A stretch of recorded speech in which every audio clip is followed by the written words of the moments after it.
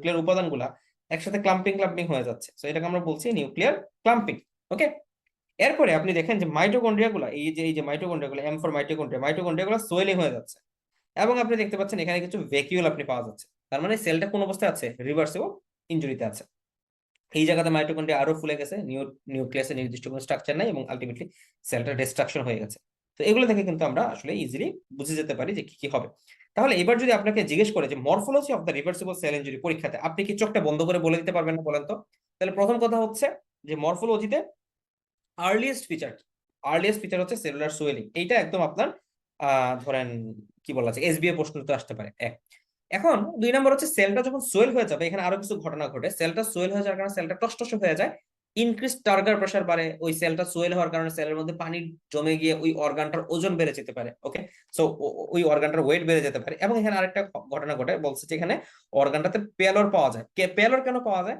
ব্যাপারটা হচ্ছে সেল যখন অনেক এরকম সোয়েলিং হয়ে যাবে, এইখান দিয়ে যে ব্লাড ভেসেল গুলো যেত, সেই ব্লাড ভেসেল গুলো কম্প্রেসড হয়ে যাবে। সো ব্লাড ভেসেল গুলো কম্প্রেসড হওয়াতে আসলে ঠিকমতো ব্লাড সাপ্লাই পাওয়া যাবে না, ভেইন গুলো মূলত কলাপস হয়ে যাবে, এই কারণে এখানে পেলর পাওয়া যায়। হ্যাঁ, এটা মনে রাখতে পারেন। তাহলে এখানে পেলর পাওয়া যাবে, এটার ওয়েট বেশি পাওয়া যাবে। মাইক্রোস্কোপিক এক্সামিনেশন আপনি কি পাবেন? মাইক্রোস্কোপিক এক্সামিনেশন কিছু ক্লিয়ার ভ্যাকিউলস আপনি পাবেন, যেটা ক্লিয়ার ভ্যাকিউলস হতে পারে, ফেটি চেঞ্জও থাকতে পারে। এরপরে আপনি এখানে এই জিনিসটাকে আমরা বলি যে হাইড্রোপিক চেঞ্জ অথবা ভেকিউলার ডিজেনারেশন, হাইড্রোপিক চেঞ্জ অথবা ভেকিউলার ডিজেনারেশন আপনি এখানে পাবেন। আচ্ছা, এরপরে সেলটা দেখতে কি কালার হবে আপনাকে জিজ্ঞেস করবে, আপনি বলবেন স্যার সেলটা একটু লাল কালার হবে, একটু ইউসিনোফিলিক স্টেইন নেবে। কেন ইউসিনোফিলিক স্টেইন নেবে? কারণ আমরা জানি যে প্রোটিন সিনথেসিসের জন্য কি লাগে?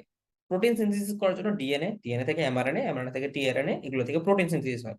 এখন যেই সেলটা ইনজিউর্ড, সে কি ইনজিউর্ড সেলটা কি কোনো প্রোটিন সিনথেসিস করছে? অ্যান্সার হচ্ছে নো।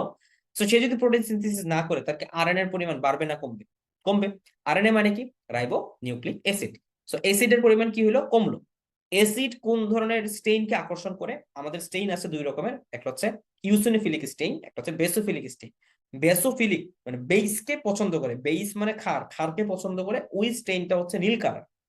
অ্যাসিডকে পছন্দ করে, ওই স্টেইনটা হচ্ছে লাল কালার।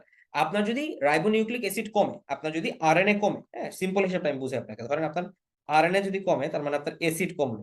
সো আপনার অ্যাসিড যদি কমলো, তার মানে আপনার বেইসের প্রতি বেসোফিলিক যে স্টেইন আছে সেটা কমে যাবে। কেন? কারণ এসিড তো নাই, এসিড না থাকলে বেসোফিলিক স্টেইন কে নিবে? নিবে না।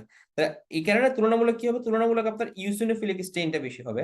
সো এই ইউসিনোফিলিক স্টেইন বেশি হওয়া মানে হচ্ছে আপনার এইটার রেডনেস বেড়ে যাওয়া, তাহলে ওই ওই সেলগুলো দেখতে একটু বেশি লাল দেখাবে। ওকে, এরপরে আপনাকে যদি জিজ্ঞেস করে what are the ultra structural change, তাহলে আমরা এখন মাইক্রোস্কোপিক এক্সামিনেশন বললাম, আলট্রা স্ট্রাকচারাল চেঞ্জে বললে আপনাকে এই 5টা পয়েন্ট ঠাস ঠাস করে বলে ফেলতে হবে। তাহলে 1 নম্বর আমরা বললাম সেলুলার সোয়েলিং হয়ে ব্ল্যাব দেখা যাবে, ব্লান্টিং দেখা যেতে পারে, মাইক্রোভিলাই লস্ট হয়ে যেতে পারে। 2 নম্বরে আমরা বলছি যে দেখেন মাইটোকন্ড্রিয়াতে চেঞ্জ হবে, বললাম না? 3 নম্বরে আমরা বললাম যে মায়োলিন ফিগার আসবে, কারণ এটিপি নাই। 4 নম্বরে আমরা এখানে বললাম যে এন্ডোপ্লাজমিক রেটিকুলাম গুলো বড় হবে এবং ডিটাচমেন্ট অফ পলিজোম বা ওই রাইবোজোম গুলো ডিটাচ হয়ে যাবে। 5 নম্বর হচ্ছে নিউক্লিয়ার অল্টারেশন, নিউক্লিয়ার ক্লাম্পিং হবে। ঠিক আছে, নিউক্লিয়ার অল্টারেশন নিউক্লিয়ার ক্লাম্পিং হয়ে যাবে। So this are the steps and this are the morphological feature of reversible cell injury. এইটা পরীক্ষাতে পারতেই হবে, এগুলো জিজ্ঞেস করলে একটা পয়েন্টও মিস দেওয়া যাবে না যে রিভার্সিবল সেল ইনজুরির স্টেপ কি কি। সো এগুলো আমরা আপনাদের সেল ডেথের ক্লাসে এগুলো আলোচনা হবে। তাহলে রিভার্সিবল সেল ইনজুরি আমাদের আলহামদুলিল্লাহ পড়া শেষ।